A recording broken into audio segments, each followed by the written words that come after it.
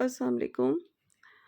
कल हमारा व्लॉग नहीं आया। मैं 3-4 दिन से मैं काइली, कैपी और जेरी को के लिए परेशान थी। जेरी बहुत बीमार था और मुझे डर था कि जेरी को कुछ ना हो जाए।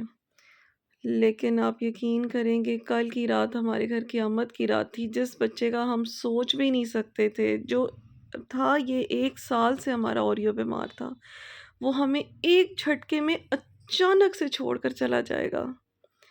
कल की रात हमारे लिए क़यामत की रात थी और कल रात हमारा ओरियो हमें छोड़ के चला गया। मैं बिल्कुल नहीं बना सकती थी, लेकिन हमारी वीडियो में अगर मैं कभी ओरियो को नहीं भी दिखाती हूँ, क्योंकि ओरियो बहुत बीमार रहता था, लेकिन उसकी आवाज़ें उसका एहसास दिलाती थी, उसकी आवाज़ें हर व्लॉग में होती थीं। और अब जब ओरियो की आवाज़ें आपको नहीं सुनाई देंगी, तो ज़ाहिर है मुझसे सबने पूछना है। बहुत मुश्किल है सोशल मीडिया के ऊपर आके आपको अपना कोई दुःख बताना या डिस्क्लोज़ करना या अपनी फीलिंग्स बताना। कल रात को जिस टाइम ओरियो की डेथ हो रही थी, मैंने कोई व्लॉग या कोई वीडियो नहीं मैं बना पाई, क्योंकि हम लोग बहुत शॉक में थे। कल सुबह तक ओरियो ने खाना खाया, लेकिन कल थोड़ा खाना खाया था, दोपहर को थोड़ा-सा खाया और बाकी छोड़ दिया। रात को जब खाना सबको दे रहे थे, तो ये आ नहीं रहा था उठ के।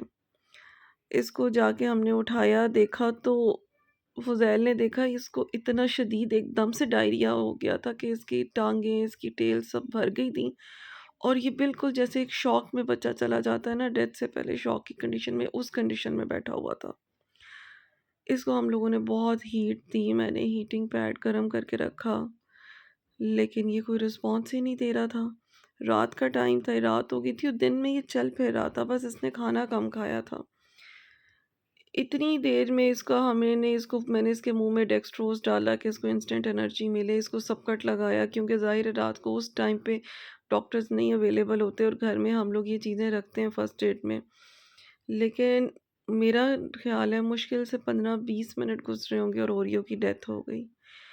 इतनी इतनी सडन मौत हुई, हम सब इतने शॉक में थे। हमें समझ ही नहीं आ रहा थी ऐसे अचानक से इसको क्या हो गया। हालाँकि मैं हमेशा निदा को, अपनी बहन को, फ़ुज़ैल को इसकी एग्ज़ाम्पल्स देती थी कि ये ओरियो तो हमारा वो बच्चा था जिसने पता नहीं क्या-क्या देखा है।